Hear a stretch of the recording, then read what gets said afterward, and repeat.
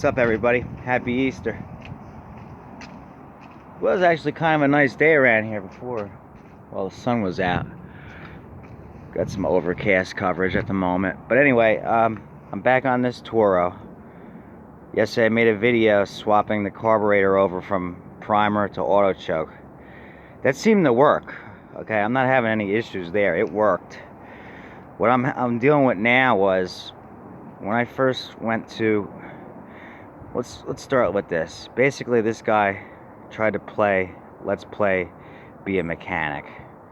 Okay, so he went further than just having the carburetor cover, the air filter off and at the carburetor.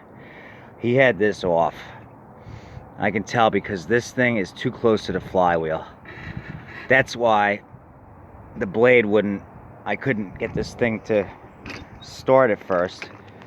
You know, I couldn't pull it. I had to break it free using the blade, was because he was in here and he's got this thing too close to the flywheel. He didn't leave a proper air gap. You can see how it's rubbing. See how it was rubbing?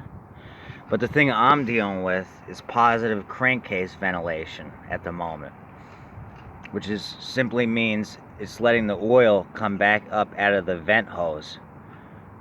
I don't know why it's doing it. The oil level, when I checked it, was fine. Now it's less because it's letting all the oil out that vent. It's not supposed to do that. See, it was on the line. Now it's at about half. I wiped it up because it was coming out of there and coming down on the deck. So that's where I'm at now. I'm trying to figure out why this thing is or was having positive crankcase ventilation and letting the oil come out that way. So I'm about to fix the air gap now. I'm going to pop this flywheel key and see if there's anything wrong with the timing. I don't think so, because once the engine gets running, it runs like it's supposed to, except it's letting oil shoot out of here. Now, I put this back on thinking maybe that's why, because, you know, this had to be back on. That's not helping. It's still doing it. It's just working its way down to where, you know, the air filter, you know, where the air goes in. So I don't know what happened. There's no evidence of this thing ever getting hit. Once it gets running, the only issue I'm having is it's a real hard time to start right now. You gotta pull it like 5 times and it's like acting real weak about wanting to start. Once it finally gets going, it runs. But then I noticed it's also smoking a little bit. It was smoking.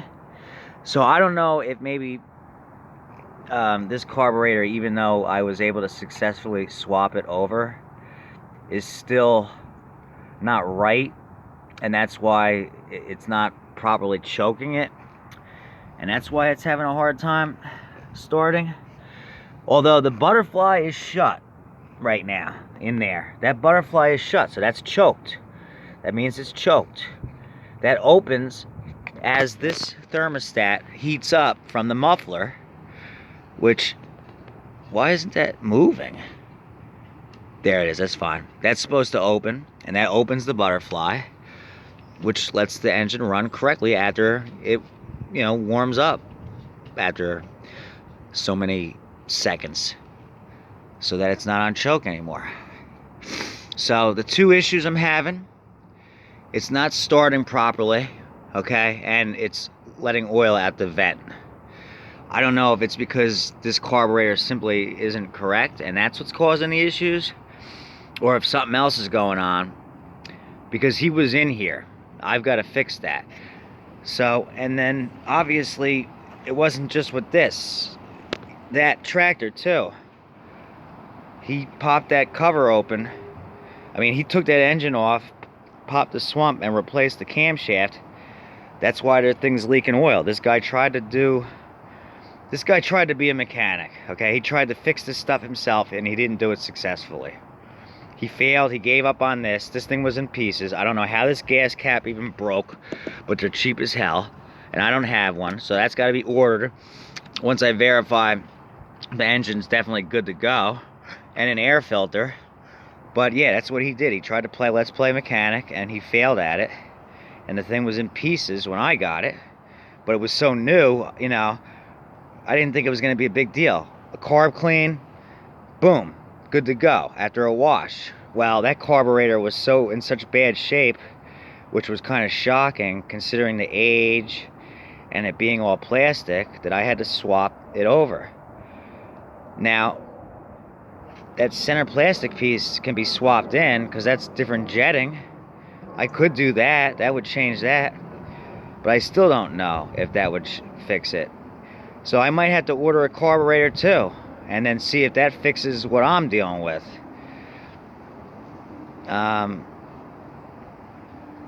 But other than that, I mean, that's just, these engines are really crappy. And I have quantums I can put on. I could put a quantum on this, no problem. The problem is I don't have a cover that's going to say Toro. You know, because they used the Briggs Quantum from 2017 back on these mowers. It would be a better mower anyway if I did that. I could easily do that.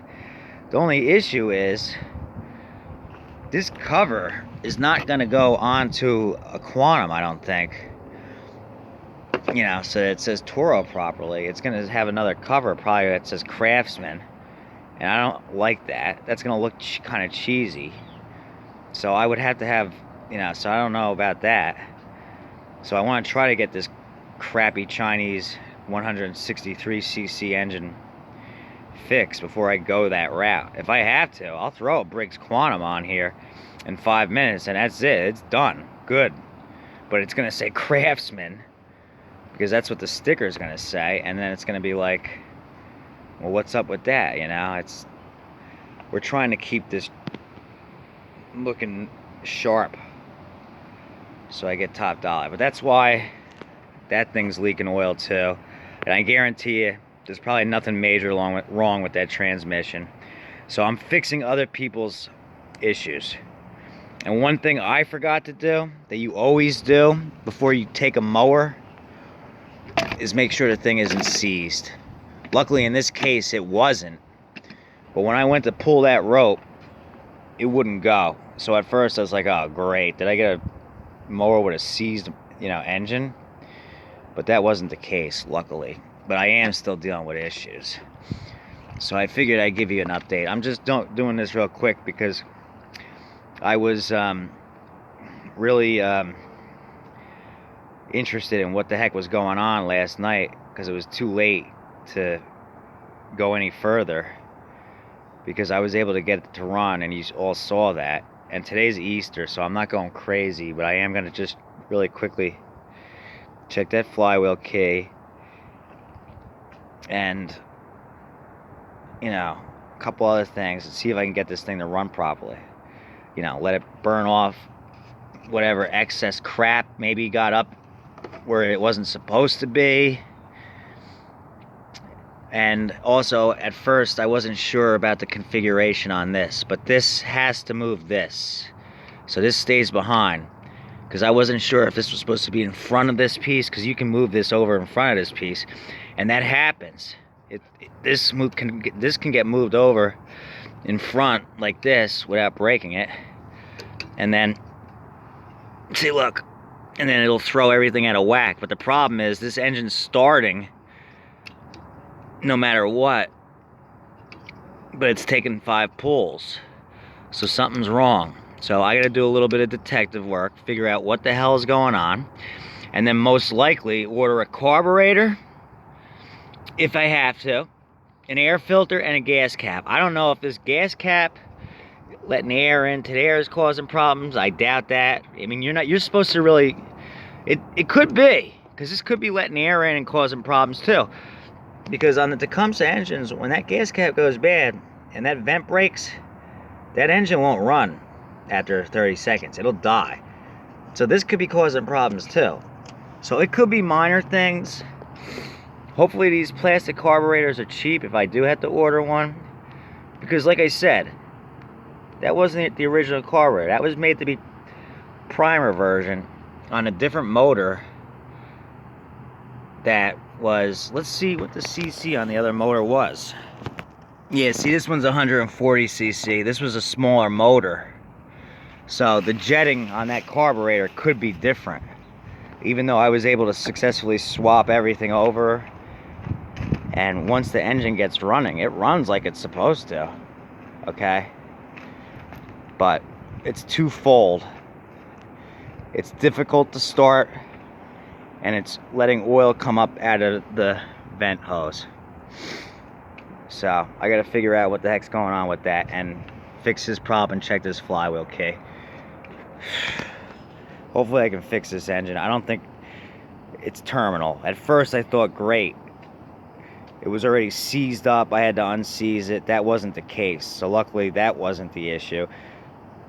So as long as it didn't ever get seized up, you know, and it had the proper amount of decent clean oil, I don't think that was a problem. So we should be able to get this back into working order again. Alright, but how the heck do you break that? I mean, I know it's cheap and cheesy, but how did it break? You know what I mean? I don't know. Like I said, these newer engines, you can't even barely see the model numbers on them anymore. This is plastic. I've seen this broken. It's stuff that just never ever used to break on the older stuff. So it's kind of sad at only 5 years old. I don't know when the heck it broke. It could have broke 2 years ago. This thing could have been sitting like this 2 years. That's the way it seems from the way that carburetor was inside. So that means after 3 years he was having issues already? I don't get that. But I think the original cause was he just left gas gas with ethanol in the tank. It went bad like it does. Gummed up that carburetor over time. It wouldn't start, and then he started opening all this crap up that he didn't need to. All you had to do was pop the red plastic thing. Then you have access to everything. Take the 4 screws out, that's out. This slides out, and then you're at the carburetor. So why was he over in here for? You know? That's what I'm saying. So let's look at this flywheel key. I don't think it's sheared. There's no way. One other thing to note, the carburetor was leaking when I first put it on. It's not doing that anymore either. So that's good. My repair held. No, it's not. He never hit anything. Flywheel key's intact. That sets your timing. When you hit something, that's supposed to shear. So that is what takes the brunt of the damage instead of anything else on the engine. The problem with these engines is the crankshafts are so poorly forged steel that they bend anyway before that aluminum flywheel key shears. But that's fine. But look at how cheesy this is. They don't even make aluminum fins anymore. They make this plastic too. Everything. It's everything. I mean, that's the you're gonna hear that a lot. That's the I don't know what the heck. I don't have the word for it at the moment. That's gonna be the mantra. We'll say mantra. There's another word for it, but that's gonna be the mantra of these newer machines. They're poorly made. Poorly made. It's poor quality materials they're using. It's not American-made stuff anymore. All right, that's another thing. It's all coming from China. So, was it designed in the United States? Yes. And then they took it over there to China. So, a lot of people lost their jobs when that shit originally went down. But, I mean, it happens. It's happening to everything. Fords are being built in Mexico. Chevys are being built in Canada. At least that's North America. It's this Asian stuff, you know? And we shouldn't be supporting them. They're commies. Okay? Communist mainland. That's where this came from. But we don't get to decide. The grandchildren of the CEOs of these companies are the ones that made the big bucks to save money by outsourcing everything so that they could have another mansion by the beach, okay? The average American, all right, that works every day doesn't get to decide this stuff, okay? Hey, that's just the way it is. And it's hard to get up to that level. It's almost impossible. I tell you, anything's possible in this country. That is true. But they don't make it easy. Even going through school, they're raising the bar on everything. What I went to go for originally was a master's degree. Now you have to have a doctorate for that too. So, 40 years ago, the last of the baby boomers, they had it good. Gen Xers, they had it pretty good too. The millennials got it tough, and then besides that, they're just too busy whining about themselves. Sorry, younger guys. Not all of yous, but just in general, that's the fact. Okay, so it's all about me, me, me now. Okay, I've seen it. Because I know. I used to be around them. I couldn't stand it anymore. Because it's all about me, me, me. Nobody wants to work for themselves. They want somebody else to pull the weight for them. And I pulled the weight for people for a little while. And when I left, that's it. They stopped pulling the weight. So one became homeless. I don't know what happened to the other one, the real bad one. The one was decent when he was on his own, but he wouldn't pull his own weight. I get him a job. He has a job a couple weeks. I tell him, look, if you want to ride every day, you got to give me a couple bucks in gas. I think I said 40 bucks a week or something. Him and even his mother said, oh, that's too much. I said, well, then pay a cab. So he didn't do it. He didn't want to have me do it because it was extra time to go down there to pick him up, and extra time and extra gas.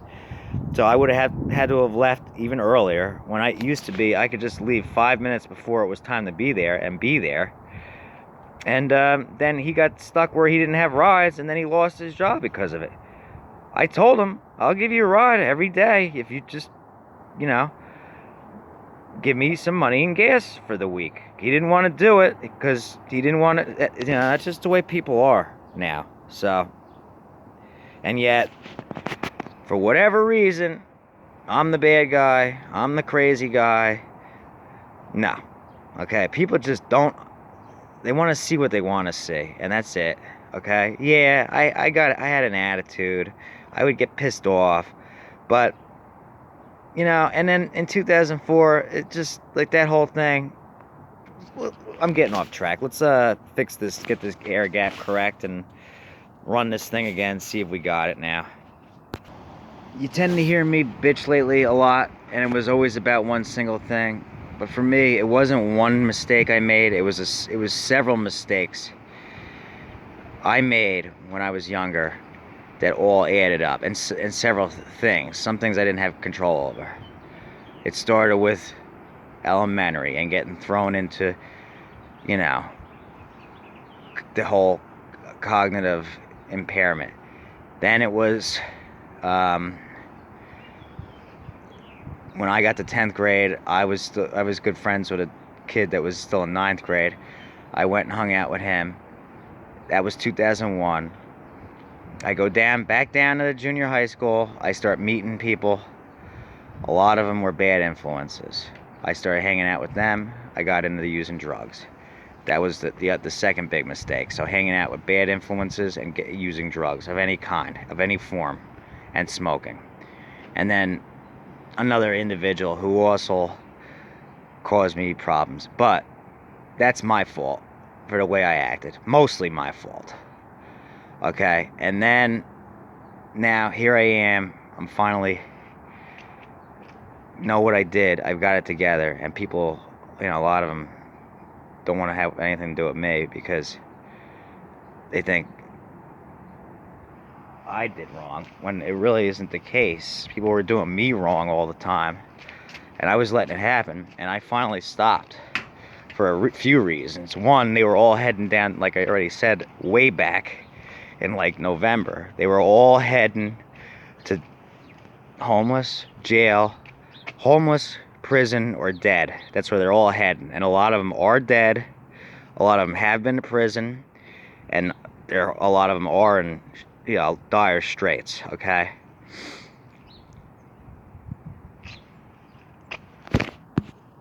The other thing was the high school, no skilled trade. I should have went to Votech, and then after Votech, I should have went to Lincoln Tech and gotten I should have been a certified technician right now. All right, I screwed up, but then I did go to college, but then things went bad, and then I left.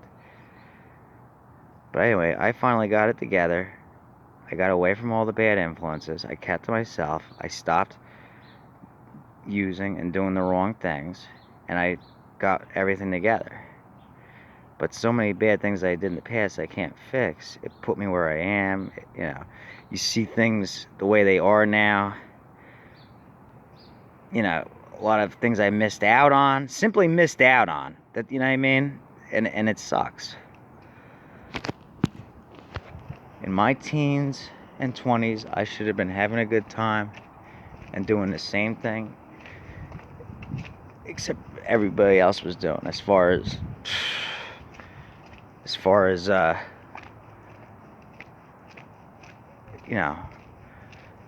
hanging out with girls and going out and having fun the right way. I was doing things the wrong way. So, and then of course, people, because I was stoned out, so people thought, oh, he's an idiot. We can use him, we can talk shit about him, and we can disrespect him, and he won't do anything because he don't even know what's going on. Well, I knew what's going on. I know what's going on.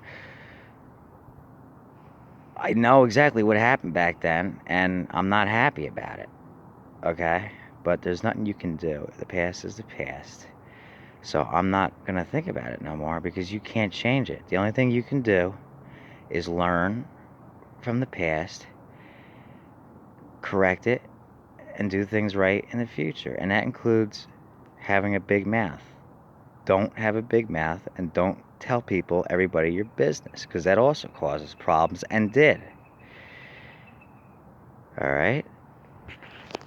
Like I said, on here I talk, it's educational, but in life, these are things to follow. Alright? Because I'm sure it happens in a lot of nice, clean towns like this. The drugs are coming in. Okay? Kids that are already having problems start using, or they think it's cool. Weed first, it starts with weed, and then before you know it, they're on the hard stuff. And then a lot of them have lost all hope. It's sad, and it happens to a lot of people. Okay, let's go finish this thing. Air gap set. There's nothing else I can do under here, so cover's going back on. Recoil. The other thing was I couldn't get this stupid screw to come out. I had to take vice grips to it, grab on, and turn and pull at the same time, and it was barely just getting out of there. So I was lucky I was even able to get this cover off. I'm gonna have to do a side-by-side of the Quantum and some of the older Briggs motors compared to this new stuff, and show exactly how much better and what the differences are, and what's so much worse about these new motors. They're all overhead valve, they're all smaller, they're all cheesy, they all have plastic carburetors, they all have plastic components, they all have this crap that breaks. They're all EPA compliant and only last so many years. They're prone to so many more issues. They're made of much crappier material. You have this thing in your way just to try to fix this, and this fan gets in your way. It's poorly designed. I don't like it. They look nice, okay? They made them look nice. That's where they were smart. This looks like a nice modern looking thing, but underneath that is a lot of headaches and crap. I hate to say it, but if I was born in 1980, things would have went a lot different for me. At least in some areas. They wouldn't have been overdiagnosing the ADD yet. High school still would have offered skilled trade. They wouldn't have come out with that stupid pilot program for driving, which made teens have to go through the whole, young driver nonsense, which made cops more aggressive towards younger drivers. basically I would have been an actual Gen X, 1980. That's like just the cutoff line. So many things would have been different in just a 5-year period back. But that's not how it worked out for me. So this is the way it worked out for me. It's the cards I was dealt. You're not going to hear me complain about it ever again. It's done. It's done. It's over with. Especially with that one specific situation. There's nothing I can do. It's done. Okay? With certain things. Only thing I can do now is pull forward. Older and wiser, but also, you know, older. So, you know, a lot of opportunities you only get when you're young, okay? And once they pass, that's it. Don't miss out on them. When you see an opportunity come your way, you take it when it comes. Otherwise, it most likely won't come again, okay? It's a fact. It was a fact for me in a lot of situations. And yeah, don't act like an idiot. Don't say stupid things in front of people. Be nice to people, right? Treat them with respect. They treat you with respect.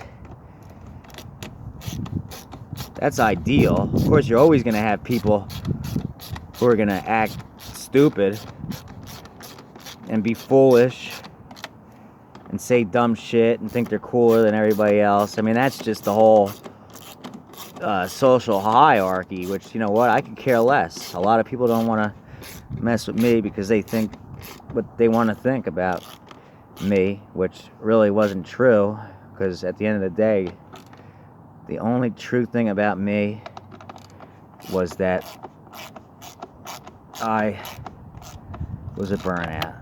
If I hadn't done that, everything else I had potential to do. So that's the only thing.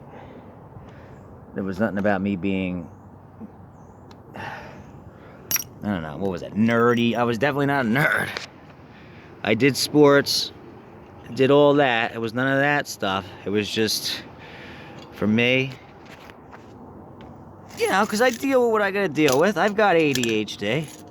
I manage it, I deal with it, and I even have OCD. But you know what? They're both manageable. And like I said, for that one situation, it would have passed had it worked its course, had it been allowed to work its course. Okay? Unfortunately, I wasn't given that opportunity in that regard. Everything's back on. I just want to get this bolted up, and I gotta watch this. Oil is still running down. Hold on, I'm gonna take this back off, clean it out as good as I can, and hopefully it won't be leaking oil anymore. If it does, the next thing I'm gonna do is I'm gonna try ordering another carburetor. Okay, the proper one for this engine. And while I'm at it, a gas cap and air filter, because it's the only things it needs. Maybe 2 real screws. That doesn't work though, because I think maybe the carburetor that's on here could be throwing things off whack, just because it could be jetted improperly for a 140cc. But maybe, like I said, once I've got everything back together, I'm gonna run it with the clamps on and let it burn off all that crap, and hopefully maybe it'll start running properly on its own again. But the part of it not wanting to start properly at the beginning, I think that's the carburetor.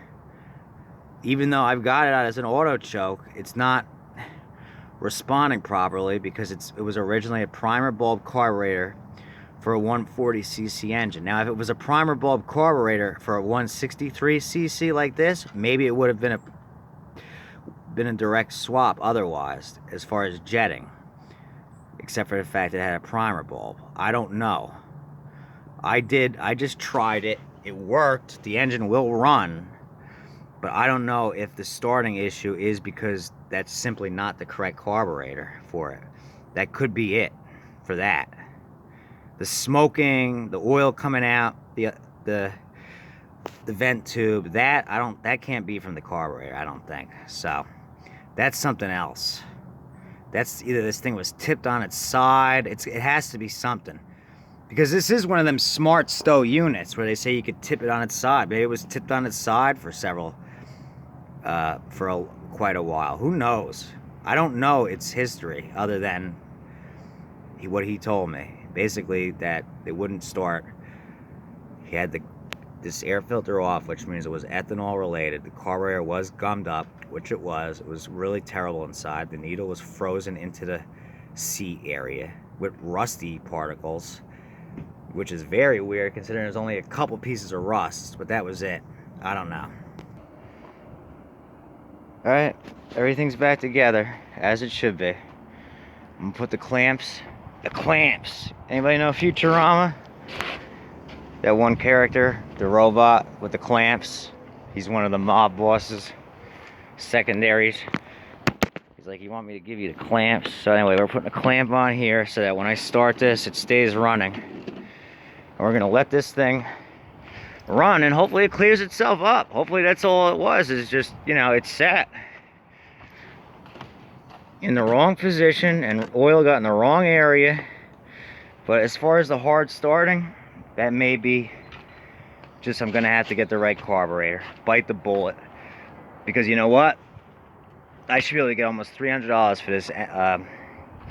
These things were $399.99 plus tax.